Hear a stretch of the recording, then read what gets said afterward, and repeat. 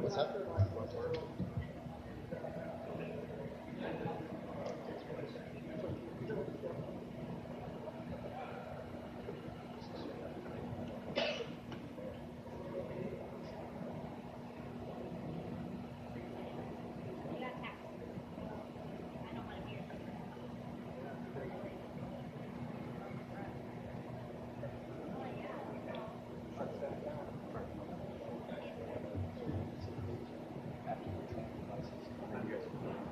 Okay, let me know when you're ready.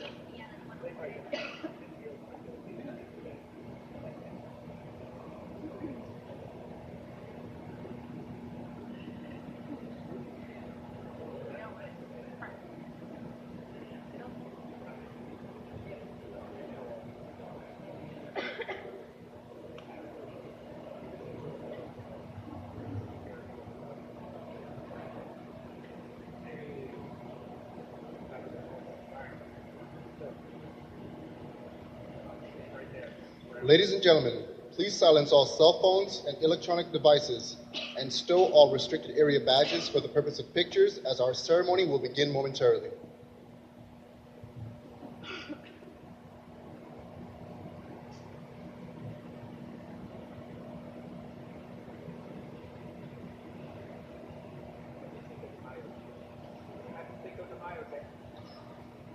Thank you.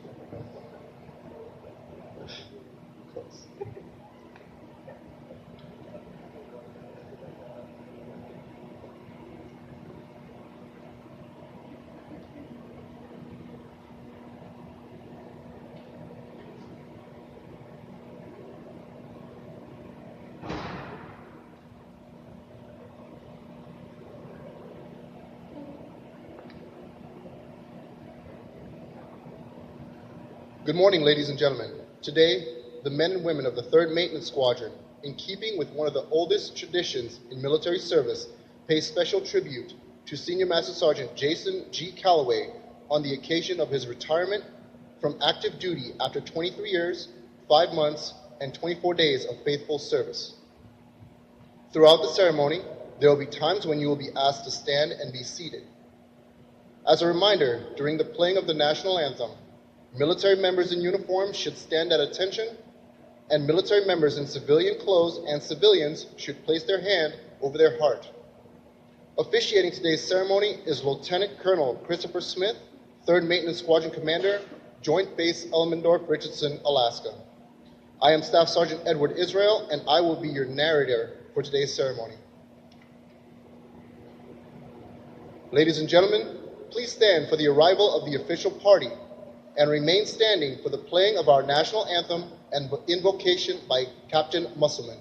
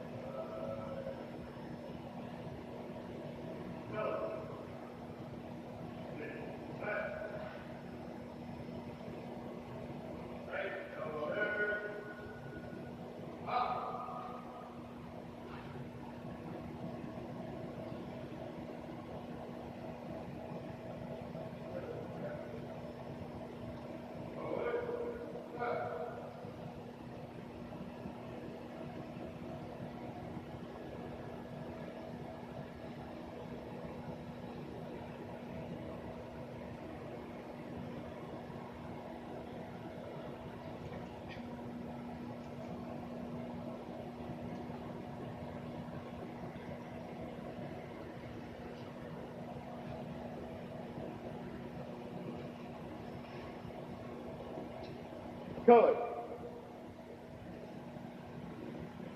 Oh.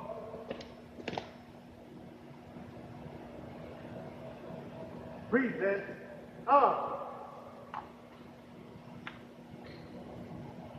Oh, say, can you see by the dawn's early light what so proudly we hailed at the twilight's last gleaming, whose bright stripes and bright stars through the perilous fight o'er the ramparts we watched were so gallantly streamed.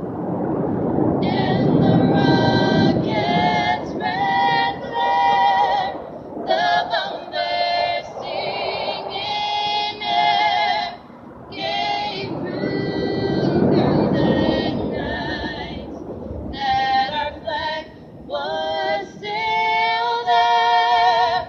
Oh, say does that star-spangled banner yet wave o'er the land of the free and the home of the brave? Right shoulder. Up.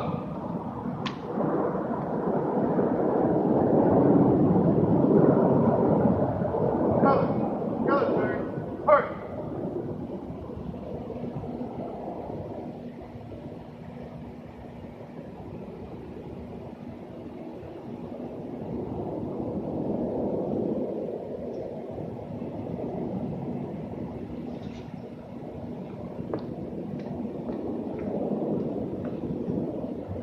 Thank you, Master Sergeant Vito and Technical Sergeant Munez, for that wonderful rendition of our national anthem. And now, a few words from Captain Musselman. Couldn't have timed that singing and the flying of our jets any perfectly than that. Beautiful. I invite you to join me as I say a word of prayer this morning.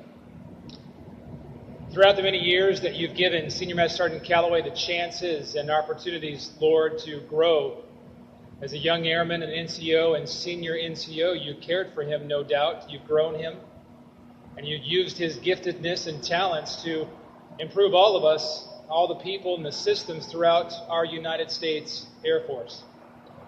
You've journeyed with him throughout his time, his long hours worked, and those times where he's volunteered and times where he's been voluntold, and the juggling of being a husband and a dad, the ups and downs that come with any AFSC, his maintenance job, and the maintenance management of putting birds in the sky, and also the successes and heartaches, like anybody else, that comes with his job. His yes to join the Air Force over 23 years ago is a small tree in the wilderness of his life, and yet in your plan, God, we realize nothing is wasted. All of his experiences will never be in vain. On this day, we don't retire a friend, but we only retire the uniform that he wore. Beyond today, may you meet his deepest need, grant him rest, expand his time in making up in lost opportunities, unfold a vision for your next steps for him, and may he be overwhelmed with satisfaction from a career well lived. Thank you for our brother in arms, his family that has loved him throughout it all, his wife Beth, daughter Brittany, and sons Brandon and Alexander. Your blessing now is what I seek. On this ceremony and on our time together, asking for these things in your holy name and because of your capable hands. Amen. Thank you, Captain Musselman. Ladies and gentlemen, please be seated.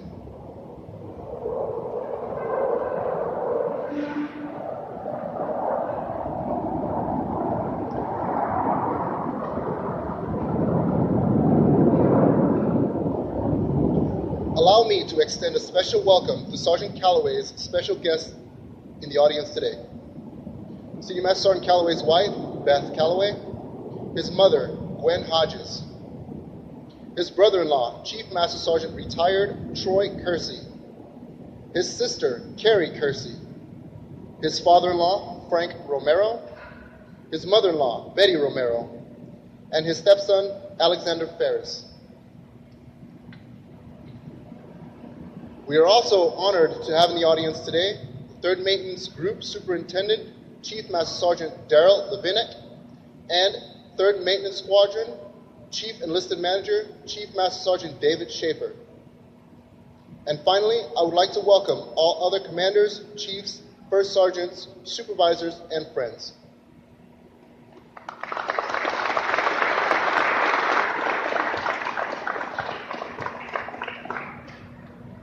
Ladies and gentlemen, it is now my honor and privilege to introduce the presiding official, 3rd Maintenance Squadron Commander, Lieutenant Colonel Christopher Smith.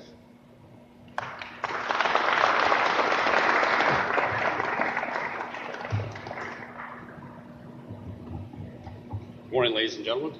Great rendition of the national anthem. Awesome, perfect timing. Northern Edge is going on, so it's definitely exciting. I'm sure they're going to be flying over here the entire ceremony, which is definitely fitting for a retirement ceremony, in my opinion. So I'd like to thank Accessories Flight right off the bat for setting up this event. Events like this don't just happen. There's a lot of time and planning that go into it, and I know Sergeant Callaway and his family are very appreciative of the time that you guys have put into this. Additionally, I'd like to thank Sergeant Callaway's wife, Beth, for being here, and the rest of his family for being able to make the trip up here. It's not always easy to get up to Alaska, so it means a lot to Sergeant Callaway that you were able to be here and help him celebrate not only his career, but walk him into this next chapter in his life. More than anyone, Sergeant Callaway, I'd like to thank you for letting me be a part of this ceremony, part of your career, and be able to be one of the first to welcome you into your next chapter of life. So thank you very much. It's a great way and a great time-honored tradition to honor your career, so thank you. Sergeant Callaway, I'd like to start from the beginning. Sergeant Callaway, he grew up in a couple of different locations. Early childhood was Pensacola, Florida, and then moved over to Central Texas a little bit later. So he ended up going to school in Valera, Texas, which is it's a town with about 150 people in it. I looked it up the other day, and it's actually soared up to 172 people. So quite a bit of growth over the last 23 years in Texas. He went to Panther Creek High School, where they played 6-man football there. And apparently they were pretty good because they ended up being state champions while he was going to school there. Graduated in 1993 with a class of about 27 people. So that gives you an idea about how small of a town this is that he came from. Like most of us, post-high school, Sergeant Callaway was trying to figure out what next, where am I going to go? A lot of his friends he knew were staying in the local area, either in that town or a couple of surrounding towns. But he knew that there was a little bit more out there. The opportunity that he had earlier in his life to move around and be associated with the military. He's like, is this what I want to do? Is this where I want to stay, or do I want to hopefully have another opportunity to see what's out there? Maybe return, maybe not. His father had been in the Army. He was a combat controller in the Army, and his stepfather was also in the Army. His grandfather happened to be in the Air Force, though. He was a supply technician. And this kind of fell right in line with Sergeant Callaway's love of aviation. He loved airplanes, loved everything to do with airplanes since he was about 6 years old. So the Air Force was kind of the next logical choice. It took a few months between graduation and deciding on whether or not he wanted to go into the Air Force. September of 1993, he finally signed the line and said, yes, I want to join the Air Force. Hopefully I can go in as an engine mechanic. So he talked to his recruiter, and the recruiter said, well, unfortunately, engine mechanic is not available right now, but go in, maintenance open, and hopefully it'll work out for you. As it turned out, he was assigned as a fuel system apprentice, and honestly, he never looked back. He had a few moderate goals when he came into the Air Force. He goes, I would like to serve 4 years. I want to spend some time in the Air Force, see if I can develop my mechanic skill. He's always been very mechanically inclined. See if I can develop those a little bit further, and then decide if I want to stay in or maybe try and do something out on the outside. He also was looking to maybe get a little bit of education from the Air Force, but more than anything was, let's see what's out there. Maybe I end up overseas, maybe it's stateside, see what opportunities are presented. So in 1994, February 94, after graduating tech school, A1C Jason Callaway reported to Eglin Air Force Base to be the best mechanic that he could be.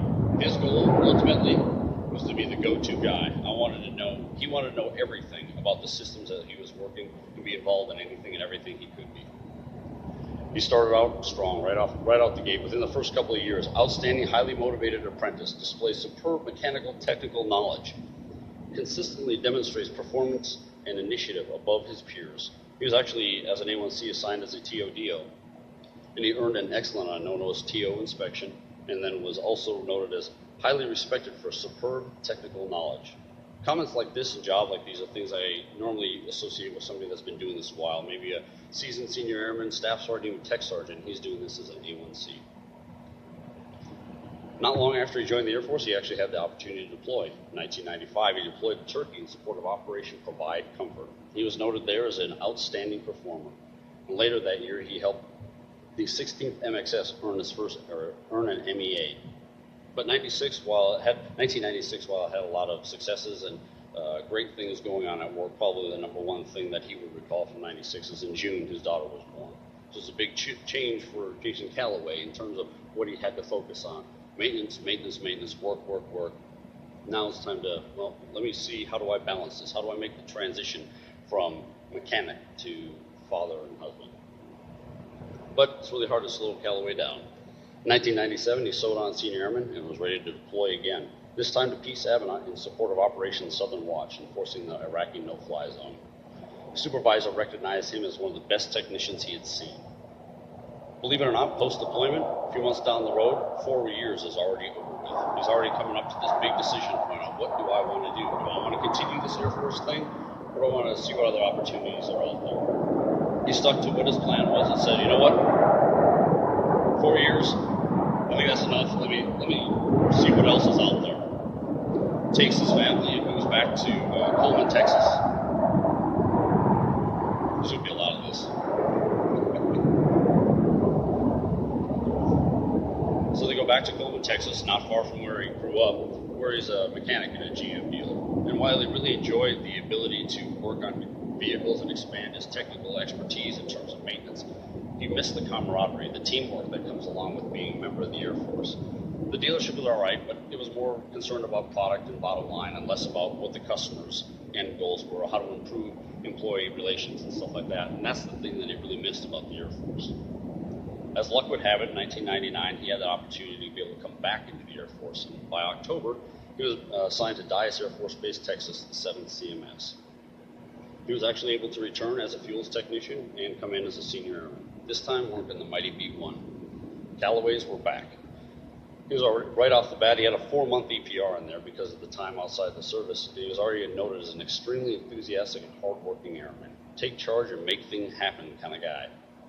In fact, in the first year he was there, he revamped their entire respiratory program, and both bioenvironmental and OSHA lauded him as the best seen on base.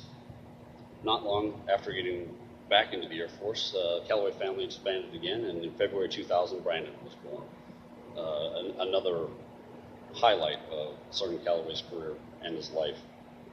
He continued to learn and build and the team at work, but the lessons he's learning at home are also helping him figure out how to be a better airman, better supervisor, better leader, likewise making him a better father, better husband as well. He was so involved in everything that was happening on his aircraft or the aircraft assigned to that location. He was involved with specialists multiple times trying to figure out what was wrong with their systems as well. How did those integrate with the fuel system? He supervised structural repairs, both in and around fuel cell maintenance. If somebody was doing something on an airplane, he wanted to be involved. I want to know what's happening. Let me understand it. So not only I get it and I know it, but I can pass that on to my fellow airmen and make sure our knowledge is expanded throughout the shop and throughout the squadron. In 2001, Jason was promoted to Staff Sergeant. Not long after that, he deployed to Oman, this time in support of Operation Enduring Freedom.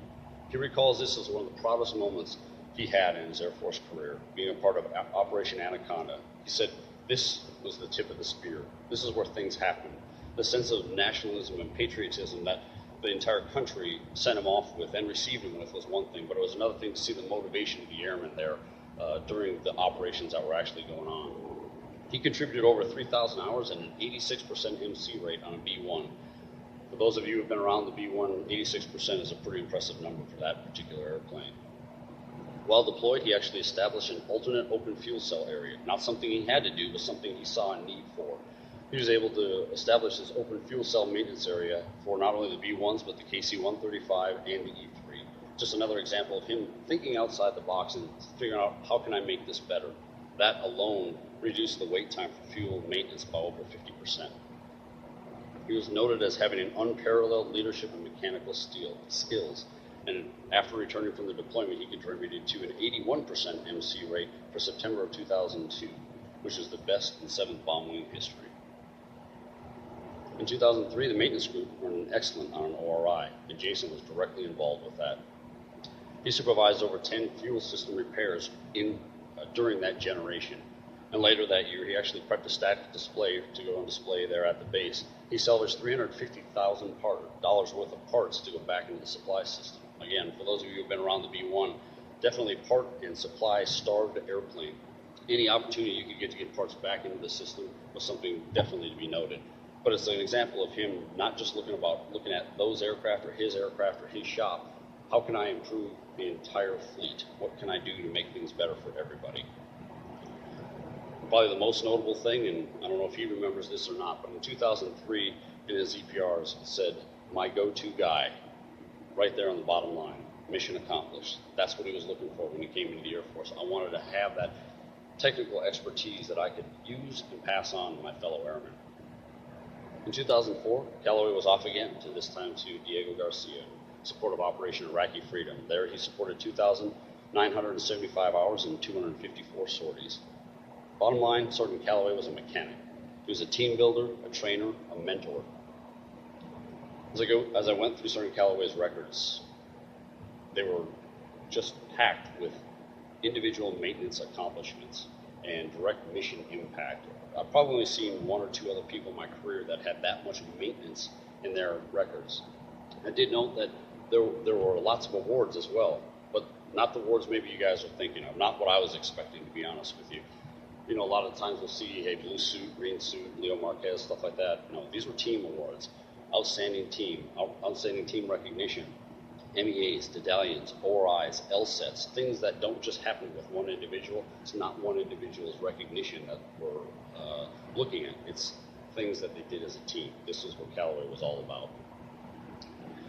One of the things that I noted, there was probably 4 or 5 times throughout his early career where he got involved in getting his shop cut trained, cross-utilization trained for multiple other tasks, reducing workload out on the flight line part by sometimes up to 20 and 30%. Another thing that he did young in his career is work directly with depot engineers. This isn't something that all of our technicians get involved with, but this is something where they're kind of their eyes on the ground to know what's actually going on in the field. They would call him directly and say, "What do we need to do here? Here's what we're seeing from the engineering perspective. Jason, what's going on out there?" And we could work with them multiple occasions, impacting TOs and training throughout the entire fleet. Serving in the Air Force wasn't about Sergeant Callaway. That's not what he was there for. It was about how to make things bigger and better, and a better organization for everybody, not just him.